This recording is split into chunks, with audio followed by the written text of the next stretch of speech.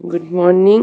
आज के 7 तारीख 7 नवेम्बर और আমরা এখন যাচ্ছি কেএমবিএন এর কটেজ কৌশানীতে।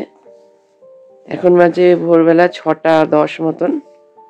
সূর্য এখনো ঠিক মতো ওঠেনি, সবে আকাশটা লাল হয়েছে।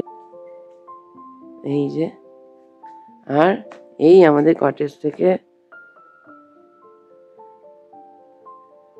নন্দা দেবী, নন্দা ঘুন্টি, ত্রিশূল এই রেঞ্জ দেখা শুরু হয়েছে। পিকগুলোর উপরে আস্তে আস্তে সূর্যের আলো পড়ছে আর লাল হচ্ছে পিকগুলো একদম সামনে।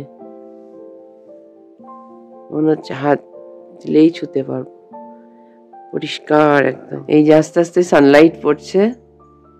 এইটা হচ্ছে ত্রিশূল পিক। এই তার পাশে হচ্ছে নন্দা ঘুন্টি।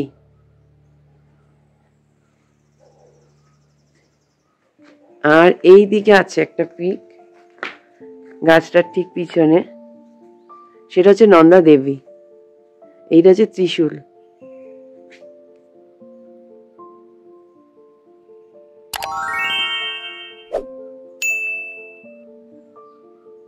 এগুলোতে এখন এসে পড়েনি, সানলাইট আস্তে আস্তে পড়ছে। সত্যি মানে অসাধারণ একটা দৃশ্য। এই যে আস্তে আস্তে সানলাইটটা এসে পড়ছে।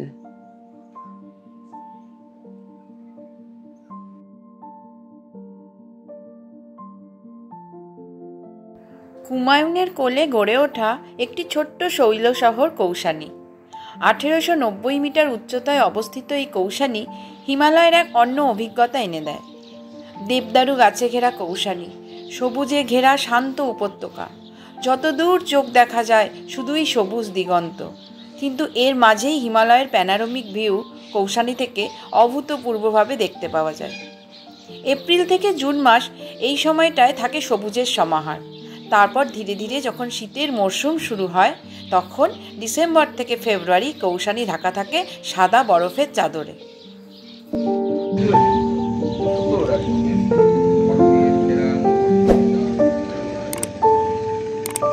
এটা হচ্ছে কৌশানীর কেএমভিএন এর আমরা যেই কটেজে আছি সেই কটেজের থেকে এই ত্রিশূল, নন্দা দেবী, নন্দা ঘুন্টি এগুলো একটা স্পষ্ট সুন্দর ভিউ। আমার ক্যামেরা অতটাও জাস্টিস করতে পারছে না, কিন্তু যে কি মানে একটা সুন্দর দৃশ্য সে বলে বোঝানো যাবে না। আর এখানকার প্রকৃতিও মানে এত সুন্দর, শান্ত, শিষ্ট।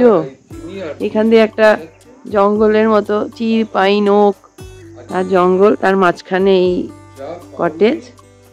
আমাদের কটেজ নাম্বার 1 এবং কটেজ নাম্বার 2 এই দুটো কটেজ আমাদের এবং বাবার। এখন মর্নিং টি চলছে, কমপ্লিমেন্টারি টি, কমপ্লিমেন্টারি ব্রেকফাস্ট আমাদের এই কটেজের সাথে। এখন আমাদের টিটা চলছে। এই হচ্ছে কটেজের চারধারের ভিউ।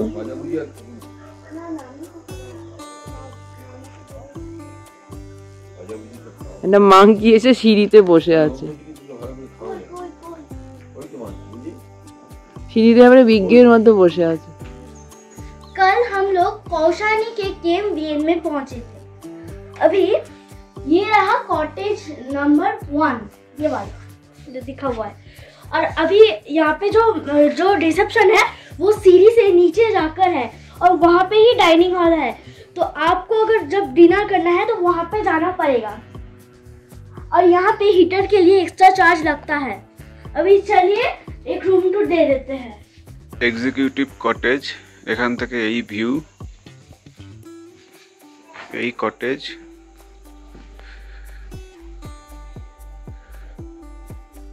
টোটালটাই পুরো কাঠের।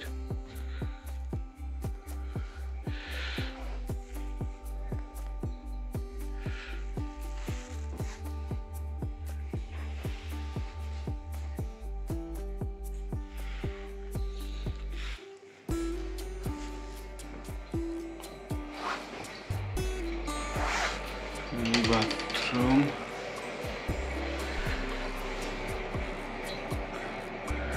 গিজার আছে দেখেছি, সেটা বাইরের দিকে সেট করা হয়েছে গিজার।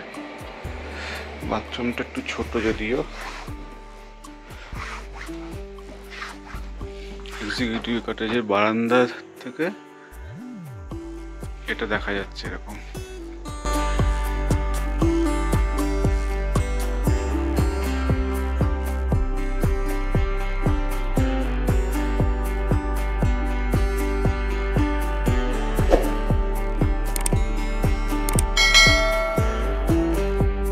এটা হচ্ছে কেএমভিএন কৌশানীর রিসেপশন এবং ডাইনিং। সেখান থেকে সেই তার যে আর কি টেরাস, সেখান থেকে এরম ভিউ। এখানে সুন্দর বাগান করা, খুব সুন্দর জায়গাটা, এরম বাগান করা।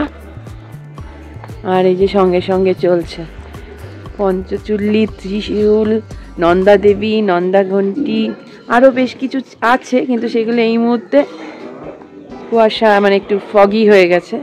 এমনি ক্লিয়ার স্কাই, কিন্তু যেহেতু 9:30 বা 9:45 মতন বাজে, তো আস্তে আস্তে আস্তে আস্তে পিকগুলো এবারে ক্লাউড কভার হয়ে যায় উপরের দিকগুলো। তাও খুব সুন্দর আর কি বোঝাই যাচ্ছে।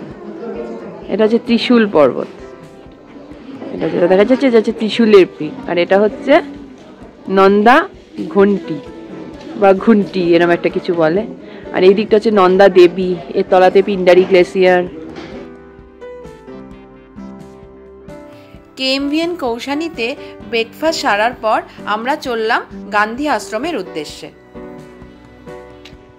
अभी हम लोग गांधी आश्रम में पहुंच चुके हैं। यहाँ से काफ़ी अच्छा व्यू मिलता है और अभी हम लोग ऊपर में जाएंगे और थोड़ा सा व्यू भी एंजॉय करेंगे। এটা হচ্ছে গান্ধীজির, কৌশানীতে গান্ধীজির অনাসক্তি আশ্রম। উনি এই কৌশানী জায়গাটিকে অত্যন্ত ভালোবাসতেন এবং বলতেন এটি ভারতের সুইজারল্যান্ড। এখান থেকে হিমালয়ের অনেকটা রেঞ্জ মানে দেখা যায়, যেটা আমরাও দেখতে পেয়েছি। এটি প্রার্থনা সভা হল, এখানে কিন্তু কোনো ফটোগ্রাফি অ্যালাউড নয়, এর বাইরের সমস্ত ফটোগ্রাফি করা যায়। খুবই শান্ত শান্তশিষ্ট পিসফুল একটা জায়গা, এখানে আসলেই মনটা অন্যরকম হয়ে যায়।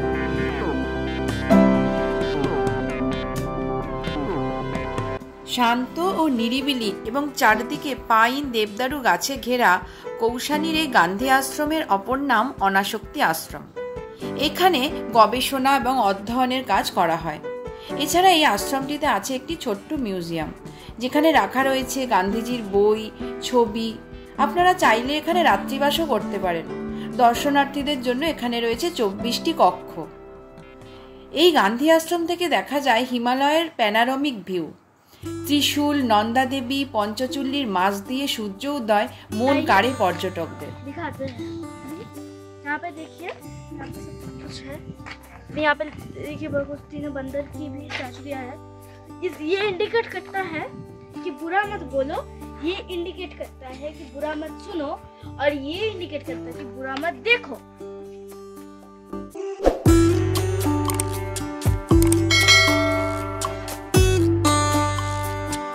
আমাদের এর পরের গন্তব্য ছিল কৌশানী শাল ফ্যাক্টরি।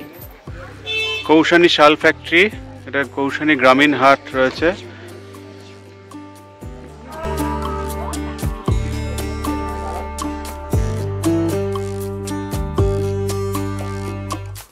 যখন কৌশানীর বিশেষত্ব নিয়ে কথা বলা হয়, সেখানে শাল ফ্যাক্টরি থাকতে বাধ্য।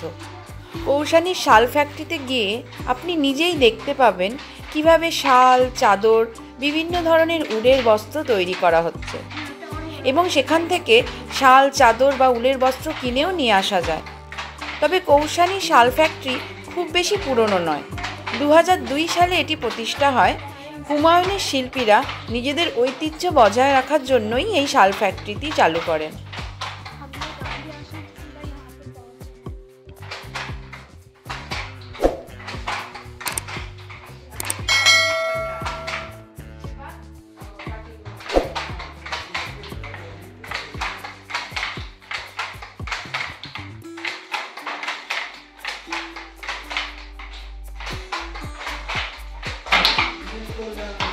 सॉल बन रही है, ये सॉल बन रहा है। ये आप सॉल बन अच्छा, ये जैसे ताद बुनते हैं ऐसे ही है। जी हाँ, इसे चलता है। ये चलता है। ये सरल होती है ना, तो इस हिसाब से ये बनता चला जाता है। जो भी कलर लगाना होता है इस तरीके से लगा देते हैं हम कलर। तो यहाँ पे ये जैसे खींचे हुए रखे हैं, तो इसमें कुछ दिक्कत नहीं होगी? कोई दिक्कत नहीं है। जब हम प्रेस वेस करते हैं ना तो बिल्कुल बंद हो जाता है। तो इसको नहीं खींचेंगे ये जो है ना अंदर बाहर हो जाएगा। अच्छा, धागा खींचने से ये अंदर बाहर हो जाएगा। तो ये कॉटन है या ये उलन है? उलन है सर, ये उलन है। जी हाँ। अच्छा, ये कलर डाई होके फिर आएगा ये? अच्छा, ये सीप का ही है एकदम। ओके, जैसे आपको चाहिए मोटा पतला जो हिसाब से क्वांटिटी हिसाब से आएगी।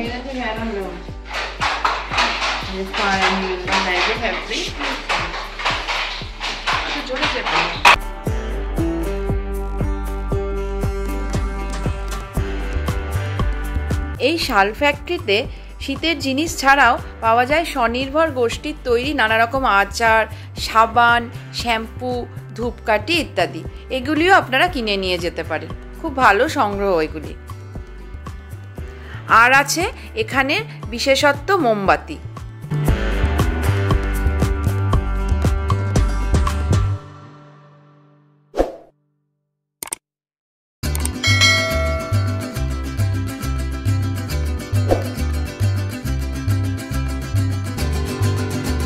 শাল ফ্যাক্টরি থেকে আমরা চললাম চা বাগান দেখতে। নির্জন হলেও কৌশানী শহর হিসাবে কিন্তু বেশ বড়। পাহাড়ের ধাপে ধাপে রয়েছে ছবির মতো সাজানো গ্রাম, আর পাহাড়ের যত ওপরে ওঠা যায় রয়েছে দেবদারু গাছে ঘেরা চা বাগান। পায়ে হেঁটে আপনি অনায়াসে অন্বেষণ করতে পারবেন এই চা বাগানগুলি। তবে যদি হিমালয়ের প্যানোরামিক ভিউ দেখতে হয় তাহলে ধাপে ধাপে উঠে যেতে হবে চা বাগানের মধ্যে দিয়ে পাহাড়ের বেশ খানিকটা উপরে।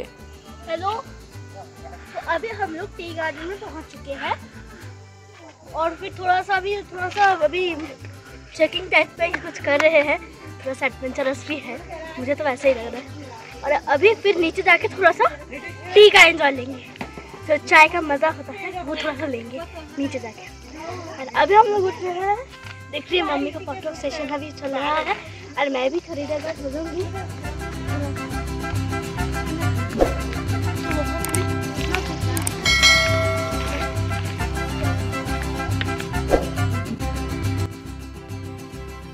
পাহাড়ের ধাপ ধরে হাঁটতে হাঁটতে হঠাৎ দেখতে পেলাম চা বাগানের মাঝখানে একটা ছোট্ট চায়ের দোকান। সেই চায়ের দোকানের পাশে আবার একটা মালটার গাছ, তাতে হয়ে আছে কত মালটা। আমরা তো দেখে একদম অবাক। আর এই চায়ের দোকানে আমরা খেলাম অসাধারণ একটা গ্রিন টি, এবং তার সাথে সারা খেলো এই মালটার জুস। খুব সুন্দর এই জায়গাটি, এখানে বসারও জায়গা রয়েছে, এবং এখান থেকে বসে চারধারের যে পরিবেশ, চারধারের যে সৌন্দর্য, তা দেখতে দেখতে কখন যে সময় কেটে যায় তা বোঝা যায় না।